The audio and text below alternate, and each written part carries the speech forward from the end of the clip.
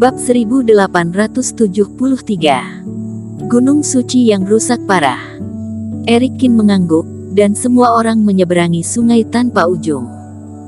Pasukan es dan pasukan Dewa Angin tinggal di kaki Gunung Suci untuk beristirahat, sementara Eric Kin dan Vinola Su dan Velao yang terbang ke Gunung Suci.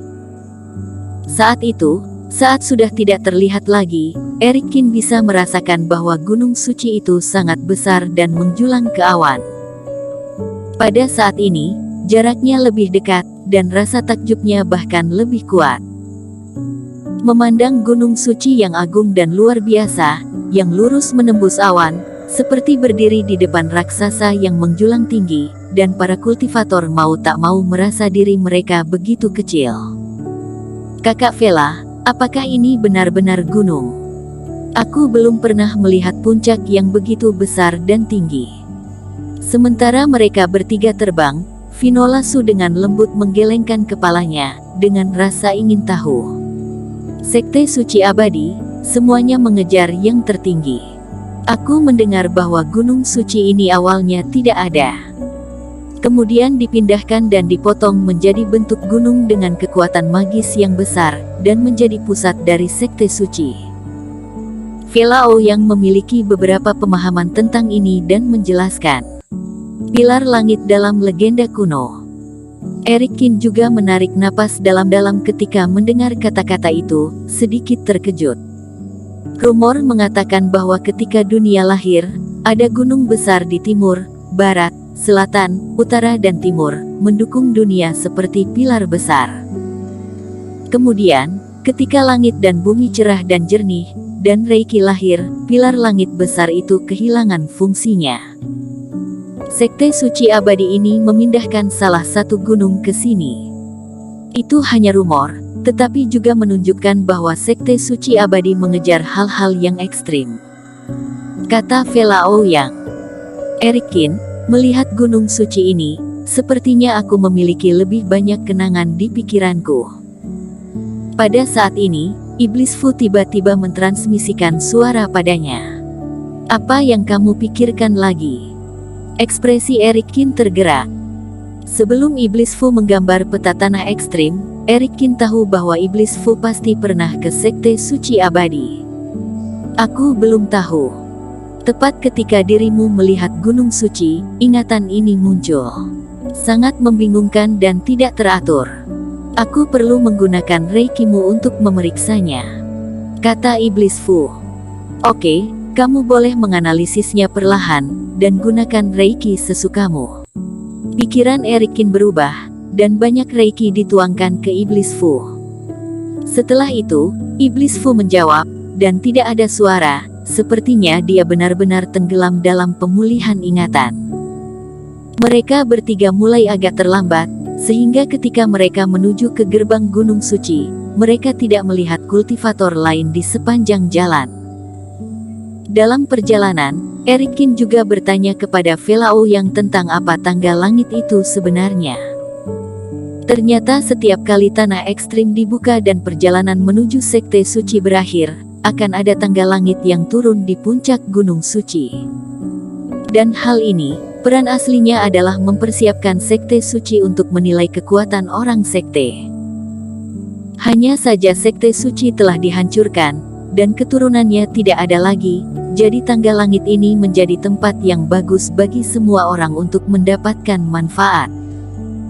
Karena tangga langit diletakkan untuk para orang sekte saat itu, memanjat benda ini bukan hanya ujian, tetapi juga hadiah setelah selesai. Jadi setiap perjalanan ke tanah ekstrim berakhir, semua orang menaiki tangga langit, dan mereka akan mendapatkan sesuatu. Sederhananya, selama kultivator memanjat lebih tinggi, hadiah terakhir akan lebih besar. Apakah tidak ada ujung di tangga langit ini? Eric Kin bertanya dengan rasa ingin tahu. Jangan bicara tentang titik akhir, tidak ada yang bisa mencapai langkah ke-50 atau lebih. Velao yang menggelengkan kepalanya. Dan jangan lupa, sekarang Gunung Suci tertinggi abadi memiliki formasi yang kacau balau, dan aturan keteraturannya sama sekali berbeda. Hanya boleh di bawah fase penilaian yang masuk, bahkan jika tangga langit ini memiliki ujung, bukan berarti kita semua dapat menginjakkan kaki dalam tingkatan saat ini. Mendengar ini, Erikin juga mengangguk. Pada zaman kuno, mencapai ranah fase penilaian, yaitu ranah master abadi, hanyalah tingkat menengah dari kultivator di negara daratan. Tapi sekarang, tidak ada yang mencapai fase penilaian, dan memang aneh jika mereka ingin mencapai puncak. Kakak Vela, dirimu mengatakan bahwa orang tertinggi mencapai tingkat ke-50, apa hadiah yang mereka dapatkan di sana? Vinola Su berkata, itu ribuan tahun yang lalu. Memang ada seorang kultivator yang naik ke lantai 50. Omong-omong, itu ada hubungannya dengan kalian, kata Vela Ouyang dengan ekspresi aneh. Itu adalah leluhur keluarga Si. Adapun tentang hadiahnya, tidak ada yang tahu, tetapi dikabarkan sebagai tradisi spiritual yang lengkap. Ortodoksi lengkap dimulai dari pemurnian tubuh hingga ke tingkat fase penilaian dan lebih tinggi. Ya, jadi nanti, keluarga Si secara bertahap menjadi lebih kuat dan secara bertahap melebihi dari Istana Es Arktik. Ini juga ada hubungannya. Faktanya, keluarga Si saat itu lemah dan Istana Es Arktik juga banyak membantu keluarga Si, tetapi Nico Si dan Hendy Si bersaudara tahu bahwa keluarga ini adalah serigala bermata putih yang tak tahu diuntung. Vela Ouyang berkata dengan emosi. Hati Erikin tergerak sedikit. Jika ini masalahnya, harta karun di tangga hari itu persis seperti yang dia cari. Di masa depan, apakah itu kembali ke Bintang Biru, melatih murid-murid Sekte Qin, atau berada di dunia dewa ini, mendukung kekuatannya sendiri, dari awal hingga bagian atas teknik latihan mutlak diperlukan. Tampaknya bahkan jika tidak ada pertempuran dengan Huorong, tangga itu tetap harus dilalui. Saat mereka bertiga berbicara, mereka terbang ke tempat di mana gerbang gunung yang runtuh menjadi dua, hanya menyisakan beberapa pilar dengan ketinggian yang berbeda-beda, masih menopangnya. Erikin turun dan melihat ke atas, tak terhindarkan menghela napas dengan banyak emosi. Mulai dari gerbang gunung, pemandangan penuh dengan tembok dan reruntuhan yang rusak, tanah penuh lubang dan lubang, pohon-pohon dibuang, aliran terputus dan hanya parit kering yang tersisa. Di udara, reiki kacau yang tersebar terus melonjak, dan retakan kosong ada di mana-mana, memancarkan rasa dingin yang membuat jantung berdebar-debar. Semuanya menunjukkan penurunan dan kejatuhan sekte suci kuno yang megah ini hari ini. Di bawah kesengsaraan besar zaman kuno, tidak ada sekte yang bisa melawan di bawah pergerakan langit. Meskipun semua ini dicatat dalam buku-buku kuno yang ditinggalkan oleh keluarga, masih agak memalukan untuk melihatnya dengan mata kepala sendiri.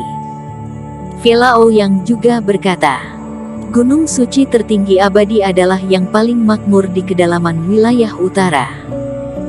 Sekarang seperti gunung tandus yang tak terurus lagi. Ada lebih banyak celah di ruang di gunung suci, dan mereka sering terlihat dari waktu ke waktu. Tidak ada aturan sama sekali. Lebih baik kita berjalan, dan bahkan jika kita harus terbang serendah mungkin. Vela Ouyang mengingatkan mereka. Mereka bertiga melewati gerbang gunung dan berjalan di sepanjang jalan gunung yang bengkok yang hancur. Erikin berjalan sepanjang jalan dan menemukan bahwa meskipun gunung suci rusak parah secara keseluruhan, tidak semuanya seperti gerbang gunung. Ibarat seorang kultivator yang bertarung, di mana pertarungannya sengit, langit runtuh, namun beberapa bagian jarang terkena.